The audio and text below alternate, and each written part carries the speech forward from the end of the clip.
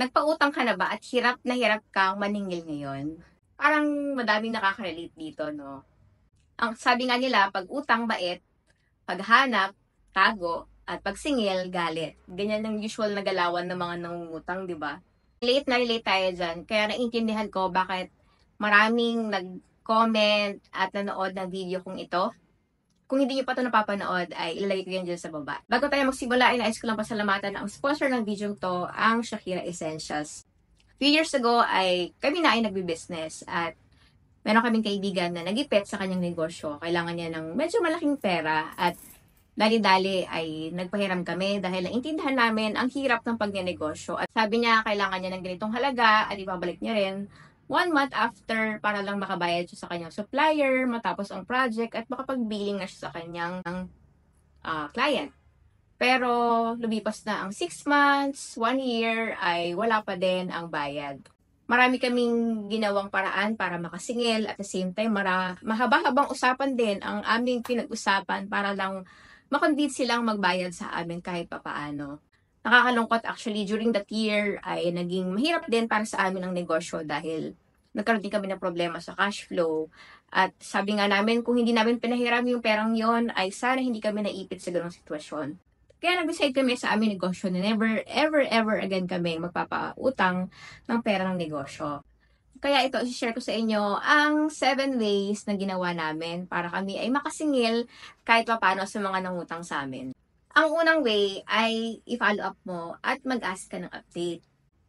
Kung napag-usapan niyo na sa akin siya magbabayad sa sahod, so alis pa lang i-follow up mo muna. Sabihin mo, sis, remind lang kita sa usapan natin ganito para maalala niya. At mapaglaanan din. At sa araw ng sahod ay agahan mo na agad na i-update kung na i-deposit niya na or na-transfer niya na o magbabayad ba siya ngayong araw. Ang mga taong may utang, actually, sila yung unang nabibiktima ng amnesia kasi madali silang makalimot. Ang paalala ay gamot sa taong nakakalimot.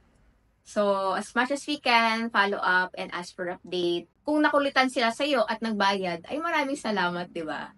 Number 2 ay offer flexible payment terms. Kung si borrower ay napansin mo na talagang hindi kayang magbayad or hindi na nakakabayad, marahil ay gipit yan at walang maialat na budget sa kanyang utang.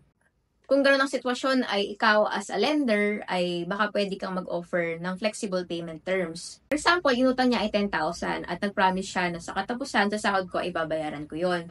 Pero hindi niya nabayaran at nakailang follow-up ka na, hindi niya pa rin kayang bayaran, baka pwede niyo namang pag-usapan at magkaroon ka ng payment terms kung saan mas madali siya makakapagbayad. For example, yung 10,000 ay pwede niyang bayaran ng 2.5 months at kada linggo, 1,000 ang ibabayad niya hanggang mapuno niya yung 10,000. Kapag nag-agree kayo sa ganong payment terms, ay wag mo rin kalimutan na mag-follow up at mag-ask ng update para hindi niya rin makalimutan. Ang pangatlong paraan para mabayaran ka ng taong nangutang sa iyo ay baka pwede ka mag-offer ng other means of payment. For example, walang trabaho or walang source of income yung taong may utang sa iyo. So, possible na wala rin yung talagang ipambabayad. Baka pwede mong tanungin kung ano yung skill niya na pwede mong magamit sa negosyo mo. For example, graphic artist pala to at may utang sa yung 5,000. Baka pwede mong sabihin, pare, baka pwede ka naman mag-layout ng pang social media post namin or pang logo namin or pang tarpaulin namin. Tapos, iaawas ko na lang yung oras or yung rate mo dun sa utang mo. Isa pang paraan para makabayad sa iyo ay kung pwede asset or yung mga gamit nila instead of cash. For example, meron siyang computer na talagang hindi niya nagagamitin, nakatambak lang sa bahay nila pero okay pa. At ikaw sa negosyo mo, kailangan mo ng isa pang computer. Baka naman pwede na lang yung computer nila ang ipambayad nila sa'yo para hindi ka nabibili. Ang pang-apat na paraan para makasingil ka ay ask for help, especially sa mga taong kinakatakutan nila or taong nire-respeto nila. Naalala ko yung kwento ng asawa ko na nangutang sa kanya ang dati nilang kapitbahay.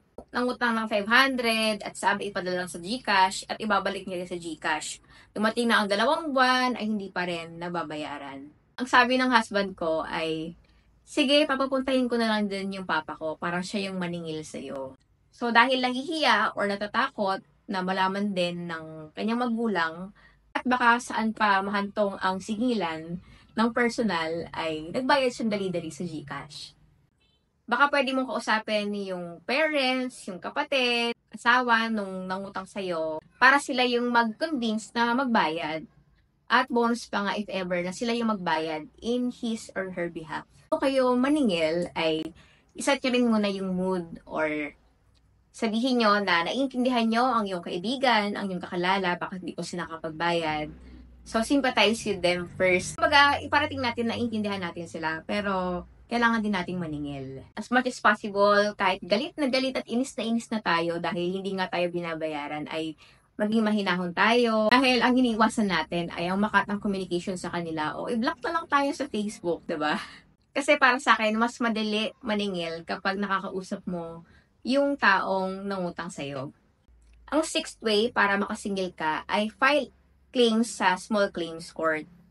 Actually, hindi ko pa to nagawa at hopefully hindi ko to gagawin o magagawa in the future.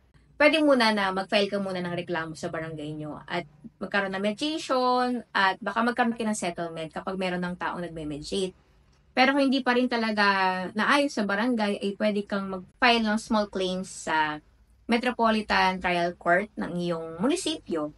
Meron yung mga documentation at may hearing din at hopefully maayos nyo yan, magkabayaran na kapag nandiyan na kayo sa ganyang stage. Again, hindi ko pa yan nagagawa and hopefully hindi ko yan magagawa in the future. Pero kung kailangan nyo talagang gawin yan, ay baka kailangan nyo rin mag-seek ng legal consultation. At ang last way para makasingil ka ay wala.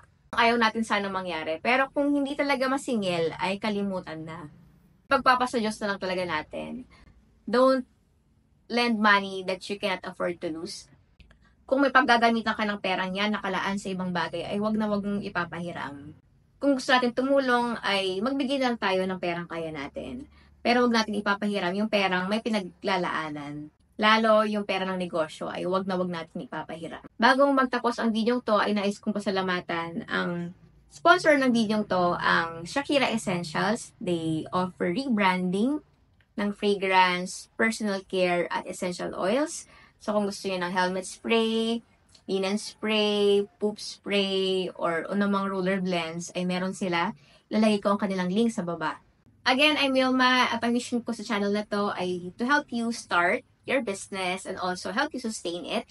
Madaling magsimula ng negosyo, pero mahirap magpatuloy. Ingatan natin na huwag tayong ma-stress at masaid ang cash flow dahil sa maling pagpapautang. Kung katulad niyo rin po akong bad trip sa mga nangungutang na hindi nagbabayad, kung kayo ay isang negosyante o gusto maging negosyante at gusto niyo ring makatakas sa hirap ng buhay, ay samahan niyo po ako dito sa ating Facebook group, Discarding Online Seller Helping Group. At dito po tayo magpalakasan, magtsikahan, at magtulungan sa ating mga negosyo. Bago po tayo magtapos, ay gusto ko lamang i-share ang Psalms 37:21, that the wicked borrows but does not pay, but the righteous is generous and gives.